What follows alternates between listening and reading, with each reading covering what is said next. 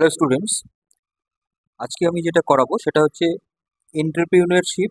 Entrepreneur সম্বন্ধে আমি বলবো যে এন্টারপ্রিনিয়র হতে হলে কি কি স্কিল লাগবে আর এন্টারপ্রিনিয়রশিপটা কি সেটা সম্বন্ধে আমি ডিটেল আজকে আমি ক্লাস করাবো।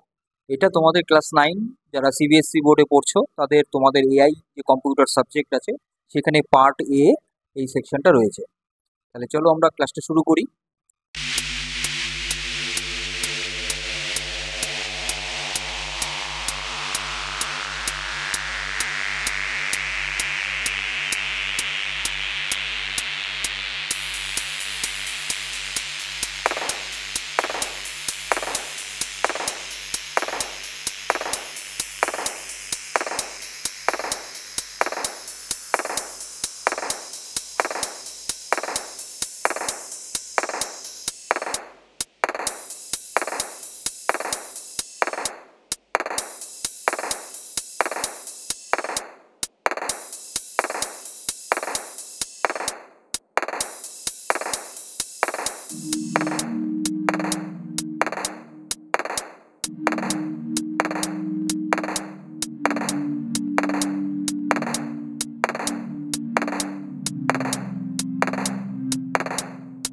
দেখো, প্রথমে আমরা জানবো যে হোয়াট ইজ এন্টারপ্রিনিউরিয়াল স্কিল।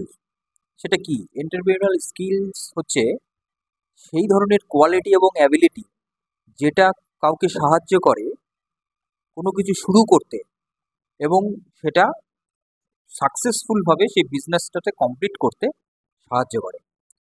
মানে এন্টারপ্রিনিয়রশিপ মানে মিনস হচ্ছে একটা বিজনেস, মানে বিজনেস যারা বিজনেসম্যান তাদেরকে বলা হয় এন্টারপ্রিনিয়রশিপ। এইবার এন্টারপ্রিনিয়রশিপের জন্য যে স্কিলটা দরকার, তার যে অ্যাবিলিটি আছে, তার যে কোয়ালিটি আছে সেই বিজনেসম্যানের, সেটাই হচ্ছে এন্টারপ্রিনিয়রাল স্কিলস। ঠিক আছে? তাহলে নেক্সট স্লাইডে আমরা দেখছি যে হু ইজ অ্যান এন্টারপ্রেনার, কারা হচ্ছে এন্টারপ্রেনার। এন্টারপ্রেনার হচ্ছে তারাই, এখানে তো কয়েকটা পয়েন্ট দিয়েছি যেটা দিয়ে আমি বুঝাতে চেয়েছি কি এন্টারপ্রেনার কারা।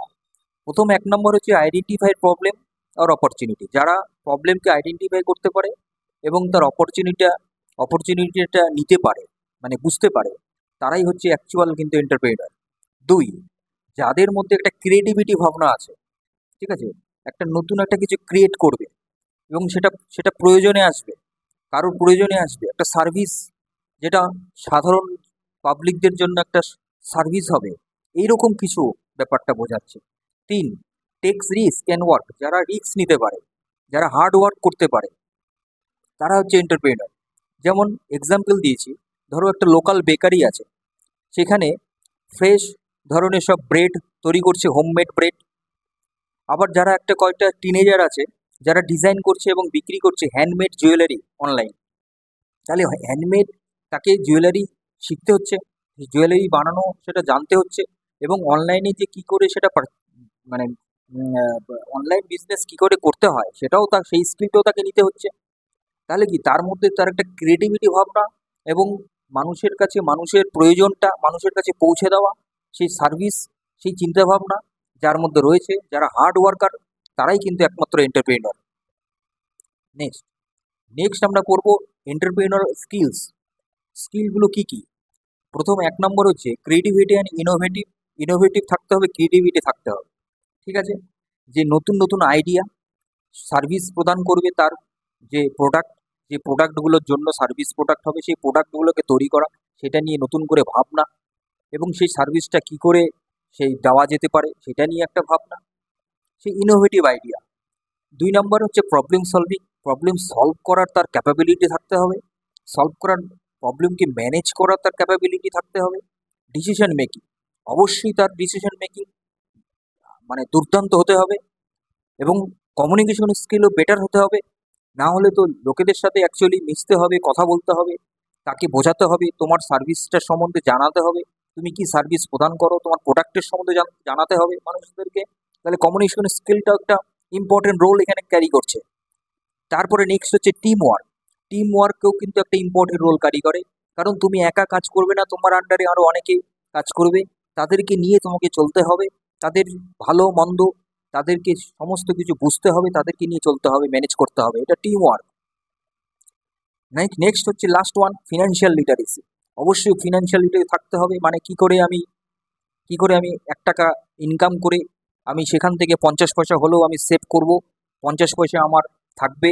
এই জিনিসটাই চিন্তাভাবনাটা কিন্তু অবশ্যই রাখতে হবে, ফিনান্সিয়াল ম্যানেজমেন্টও জানতে হবে। তাহলে এই হচ্ছে এন্টারপ্রেনার স্কিলসগুলো। এইবার আমরা জানবো যে এই যে এন্টারপ্রেনার যে স্কিলগুলো আমরা শিখলাম, সেটা সেটা হচ্ছে কি করে আমরা, মানে কেন আমরা ডেভেলপ করব স্কিলগুলোকে, যে স্কিলগুলো আমরা শিখলাম জানলাম সেগুলোকে আমরা কেন ডেভেলপ করব। ওই যে একটাই কথা, কি জন্য এন্টারপ্রেনার বা এন্টারপ্রেনার কারা, যেই জায়গাটাতে আমি বললাম যে তার মধ্যে ক্রিয়েটিভিটি এবং ইনোভেটিভ ভাবনা থাকতে হবে, প্রবলেম সলভিং ক্যাপাবিলিটি থাকতে হবে, এবং ইন্ডিপেন্ডেন্স এবং রিসোর্সফুলনেস হয়ে যাবে। বিজনেস যারা করছে তারা কিন্তু ইন্ডিপেন্ডেন্ট হয় এবং তারা রিসোর্সফুলনেস হয়, মানে তাদের হাতেই সব কিছু থাকে, তাদেরকে রিসোর্সের জন্য কারো কাছ থেকে ধার করতে হয় না, তারা নিজেরাই নিজেদের হচ্ছে রাজা, king of self. Adaptability, be flexible and adjust to changing situation. সেই অ্যাডাপ্টিবিলিটি থাকতে হবে, নিজেকে ফ্লেক্সিবল হতে হবে, যে কোন সিচুয়েশনে নিজেকে কোন জায়গাটাতে আমাকে কি করতে হবে সেটা তোমাকেই, সেই ক্ষমতাটা তোমার থাকতে হবে। এবং নেক্সট ওয়ান হচ্ছে কমিউনিকেশন এবং টিম ওয়ার্ক, যেটা আমি বললাম, কমিউনিকেশন এবং টিম ওয়ার্ক অবশ্যই থাকতে হবে, যা হলে কোলাবোরেশন হবে না, অন্যদের সাথে সেই কোলাবোরেশনটা কিন্তু ঠিকঠাক হবে না। তাহলে এই হচ্ছে মেনলি আজকের ক্লাসে মেনলি তো বলার, এবং এইটাই তোমাদের সেকশনে আছে কি এন্টারপ্রেনারশিপ নিয়ে অনেকগুলো পার্ট রয়েছে। আমি প্রত্যেকটা পার্ট ধরে ধরে আমি ক্লাস নেব, প্রত্যেকটা পার্ট ধরে ধরে আমি এটার ভিডিও করব। তো এটা আজকে আমি একটা ওভারভিউ দিলাম যে এন্টারপ্রেনারশিপ বা এন্টারপ্রেনার কারা এবং এন্টারপ্রেনার স্কিলগুলো কি কি, এবং সেটা আমরা কেনই বা করব, এটা নিয়ে আমি আজকে একটা সম্যক ধারণা তোমাদেরকে দিলাম। আশা করি তোমরা বুঝতে পেরেছো। যদি তো কারো কোনো প্রবলেম থাকে অবশ্যই আমাকে কমেন্ট করতেই পারো, আমি আবার বেটার করে কোনো ভিডিও করে তোমাদেরকে শেখাবো। তাহলে আজকের ক্লাসটা এই পর্যন্ত রইলো। নেক্সট ক্লাসের জন্য তোমরা সুস্থ থাকো, ভালো থাকো, মজায় থাকো, আনন্দে থাকো, আপডেটেড এবং ডিজিটালি তো বটেই, এবং এই policy of design AI computer learning সেন্টারের সঙ্গে থাকো। আমি মিস্টার কিঙ্করপাল, আমার সঙ্গে থাকো। Thank you.